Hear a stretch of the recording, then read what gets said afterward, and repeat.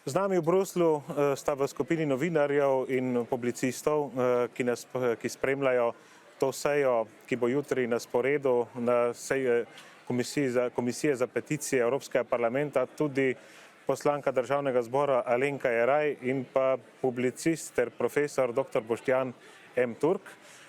Zdaj bi jo vprašal samo za začetek, gospa Alenka Jeraj, kakšen je vaš komentar, mogoče je to velik uspeh, da se je peticija prebila na dnevni red Evropskega parlamenta, ker je v peticiji ogromno, kakor je dejala Romana Tomc, naša evropska poslanka.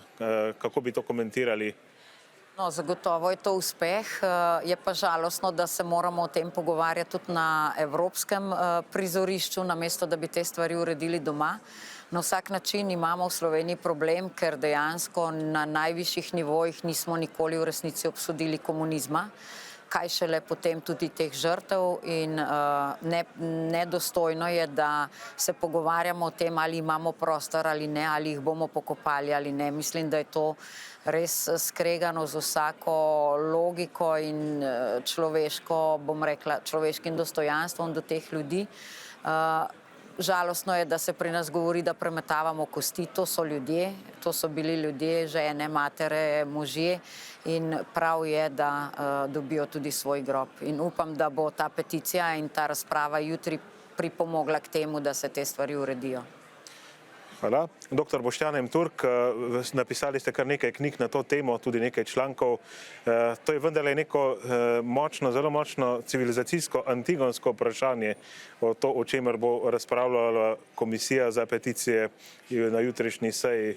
Kako bi ocenili, da je sploh prišlo do uvrstitve na dnevni red tako pomembnega vprašanja za nas? Ja, to je izredno pomembno vprašanje, ključno civilizacijsko vprašanje. Seveda, da je prišlo do uvrstitve tega vprašanja na dnevni red seje, je razlog lahko zgolj eden, ki je pa žalosten, če ne sramoten za Republiko Slovenijo.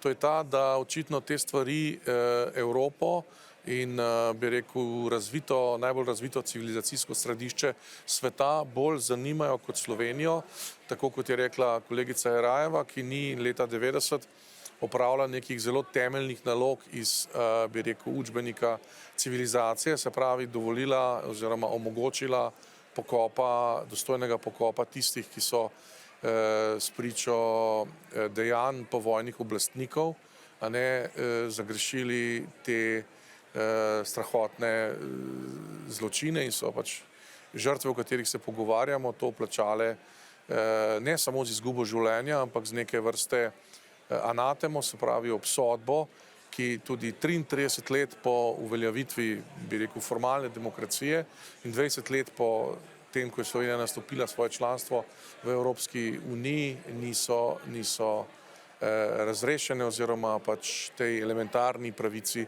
ni bilo zadoščeno. Hvala lepa.